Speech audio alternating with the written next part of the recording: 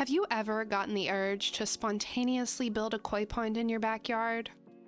Yes? Really? Same. Hey there, friend. Welcome back to our cozy little zoo. Today, we're diving into just that.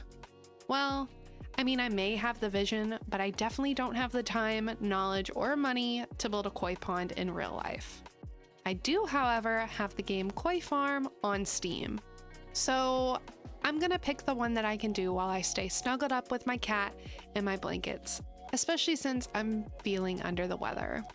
And bonus points to Koi Farm, there is no limit to how many koi fish I can have. So grab a glass of water and let's unwind together as we truly try to collect them all.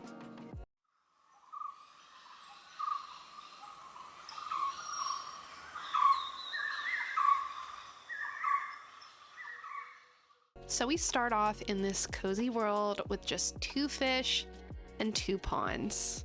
The bigger pond is to keep the fish in, while the smaller pond is for breeding. And the river that runs through them is a little bit like life, constantly flowing and bringing in new people and new opportunities. The entire goal of this game is to breed specific fish with unique colors and designs. So hopefully you were paying attention that day in science class when the teacher discussed Punnett squares, because this is all the game is. Who knew that gene manipulation could ever be so cozy? And the tutorial for this game is nice, but once you get out of tutorial mode, they truly take the training wheels off and throw you into the deep end. But it's okay, because it just looks so calm. And I know you can't hear the music or the soft rain that happens sporadically throughout this game, but it is very relaxing to listen to. I also may be saying that because while I was playing this game, I was watching a 5-hour-long video essay deep diving into the show H2O. So that's like the perfect combination for my medicine-filled brain. And I will go ahead and give you a little bit of a spoiler. As I began throwing fish together, I gotta admit that I had the breeding formulas and the breeding guides pulled up beside me, because while I was paying attention that day during class, I can't stand just sitting there and seemingly not making any progress, because all I could breed were the same types of fish I already had. I mean, I try to be patient, but I do not always succeed. And while I did have those breeding formulas and the breeding guides, I still struggled a little bit. So they didn't just give me the cheat codes to fly through this game super easily.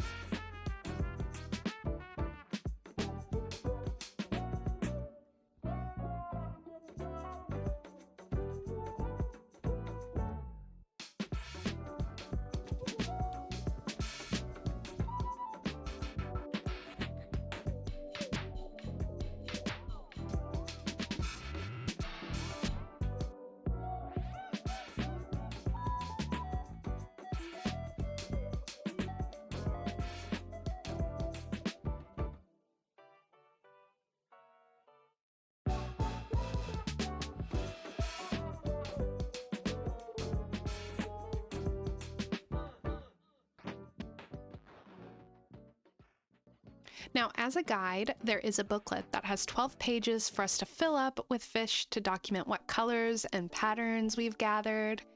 It's a nice way to show that we're progressing in this game, so I figured we would break it up and just focus on the first 4 pages today.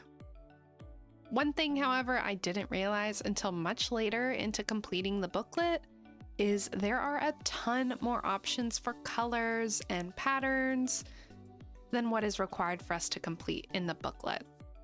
I thought the booklet would be more like a complete guide, and once we've filled it out, we've bred every possibility. But sadly, no. It won't acknowledge my accomplishments of getting a yellow fish with white spots. Only a white fish with yellow spots. Sorry, little guy. However, this did not stop me at all from trying to put every fish that we bred into this booklet. That doesn't work though, because I'm sure you can count way better than I can. Each page has 8 fish slots. The first page only has 4 required slots, but there are not very many freebie slots. So the only alternative is to create a koi fish party in the bigger pond. This is the only real answer. What? Oh, you think I should release the ones I don't need? No. Friend, these fish may be pixels, but they are my babies. I've been with them for their whole lives. I can't abandon them into the river that will eventually lead them away from me. We are a family. And just like in Japanese culture, I will pass these fish on to the next generation like a prized family heirloom. Because, just like real koi, these koi will most definitely outlive me. Like, did you know that the average lifespan for a koi is usually 30 to 40 years? But some have lived to be over 200 years old. Yes, you heard me right. 200. The oldest koi was named Hanako, and Hanako lived to be 226 years old. So yes, I will be keeping them all. Or at least I'll try, and I'll fill my bigger pond with at least every unique one I can find. Especially since, because the other pages are locked, who knows what we'll need for those pages to keep our koi breeding momentum going. We don't want to slow down. Just like all the stacks of crafting supplies in my closet, the same mentality applies here. What if I need it in the future?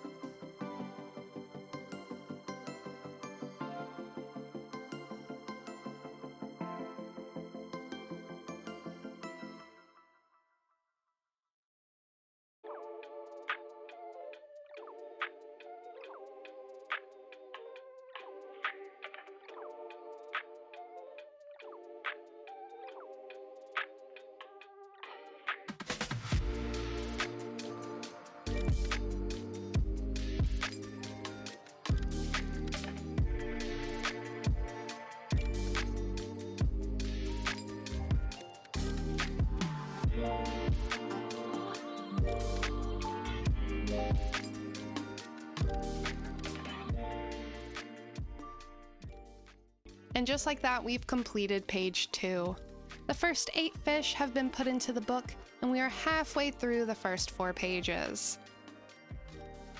And we are ready to accomplish page 3. I've dipped my toes into the water and my brain has warmed up. Or maybe that's just the fever. But either way, I am more confident about page 3 than I was page 2. While I still definitely need that breeding guide and breeding formula up on the sidelines, I feel less hesitant and more confident about my own selection of fish to put in the small breeding pool. Which this confidence, it's a good thing I have it, because we have 6 fish we have to collect. We've upgraded from some slots being filled with solid colors to now every single slot is dotted. And are those tricolored fish we need? The time has come. It's time for my mini dotted fish to be useful once again. Especially because right off the bat, we're able to fill one of the slots. This is the reward we get for hoarding our different designed fish. And I can confirm, it does feel just as rewarding as you would expect. Now, these stripy fish over here on the left, they gave me a little bit of trouble. Mainly because I didn't realize they were stripy fish in the beginning. I thought they were just weird spots.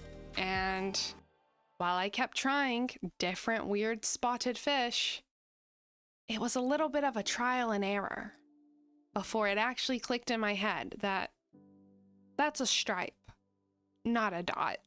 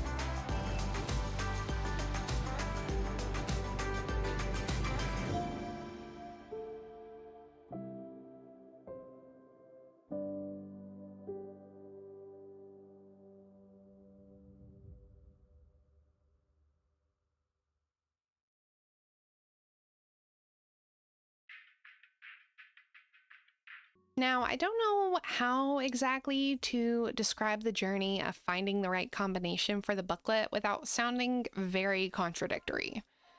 Because on one hand, I wish this was so much more clear and clearly laid out. If you breed this koi with this koi, you get those koi. But on the other hand, not knowing and being forced to sit there and wait and wait and wait with no speed up button for you to click and pass by as you wait for the koi to breed and pop out different combinations and tweak what fish you're putting into the little pond together. And you just have to sit there as butterflies and rainstorms come and go, showing the passage of time. I wouldn't want it any other way. And while I do want both the fast and the slow, I think I'm kind of glad this game forces you into the slow. It forces me into the calm. It forces me into the thoughtful. Just like a meditative practice, it allows you to sit back, exist, and focus on the now. My present moment is filled with watching fish swim in circles as they create ripples in the water and continue on with life without any need or desire to make progress or complete pages in a booklet in any certain amount of time. These fish, they symbolize courage, perseverance, bravery, and love simultaneously. A symbol highly appreciated in the Japanese culture. And these symbols vary based on the different colors and patterns of all the different koi species. For example, for health and longevity, opt for a chagoi, a single-colored carp without a metallic sheen. Are you in need of money? Go for a golden koi or a yamabuki carp. And for honor, prefer the tancho, with its red spot reminiscent of the Japanese flag. And I know, this is just a game. But even though it's just a game about koi, and it's not that serious, I can see the value and purpose many derive from these beautiful fish. And while I don't wish you to get ill anytime soon, I hope if you are feeling under the weather, you can turn on this game and just be present with these koi and allow yourself to just exist without the need to take great strides towards accomplishing your next great goal. And I mean, maybe I'm just talking to myself in this moment. Hopefully you are much kinder to yourself and don't derive your self-worth from what you have accomplished. But for me and my sick, aching head, in this moment, I needed these koi.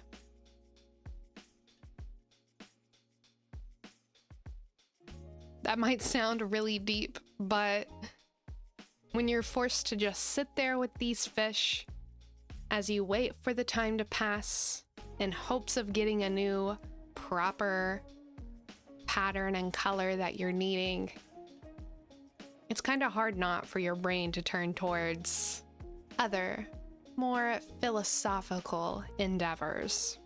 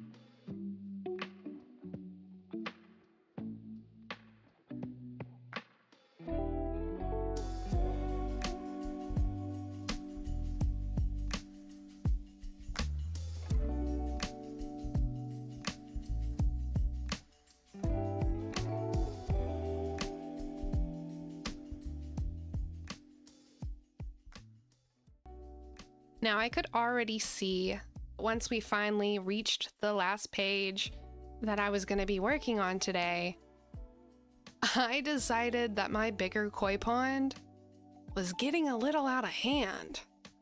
And if we're going to be introducing new colors, like this pink and purple, I need to be able to see all my different kois. But alas, they don't want to spread out. They don't want to swim in different directions. They love to huddle together and swim around in unison, forcing me to pick them up like I'm Shaggy, trying to find his friends when they're just orbs of soul goo in the 2002 Scooby-Doo live-action movie.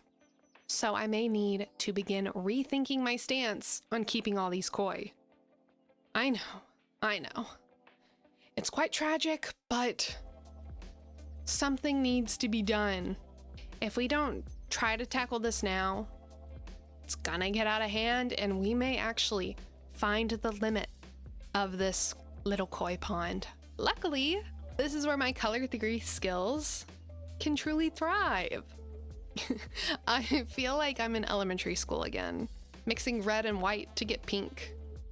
Now granted, when I was in elementary school, more times than not, when I was mixing colors, I was getting that poopy brown color. But every once in a while, I would succeed in producing colors like these pink koi. Just look at them.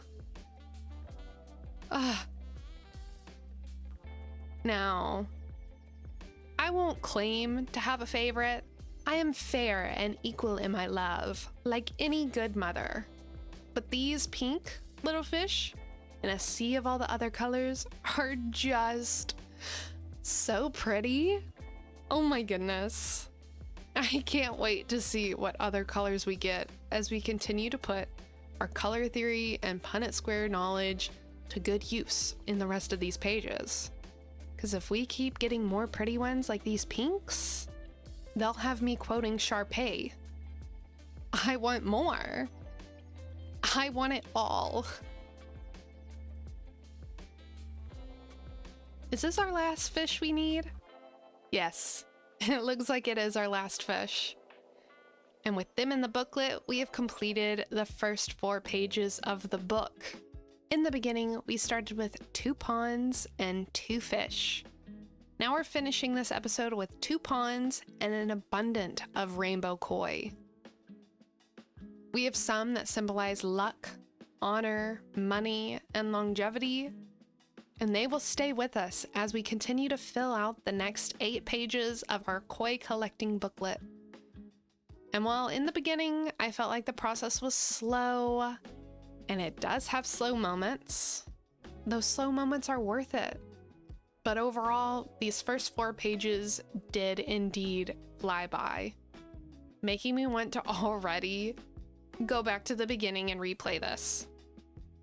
Especially with the knowledge I have of what goes with what to make what. I can play this game much more efficiently. But before I go and do that, we still have 8 more pages to complete before we say goodbye to these specific koi in this save. And don't worry, I'll try to remember what I said not too long ago of slowing down and being in the moment and not worrying about efficiency and getting things done faster and more effectively. I haven't forgotten, but thank you so much for spending time with me today. I hope this brought a bit of peace to your day. I'd really appreciate it if we could continue talking about this stuff in the comments down below. And if you want to know the next time we play Koi Farm, don't forget to like this video and subscribe. So until next time, friends, take care and stay cozy. Bye!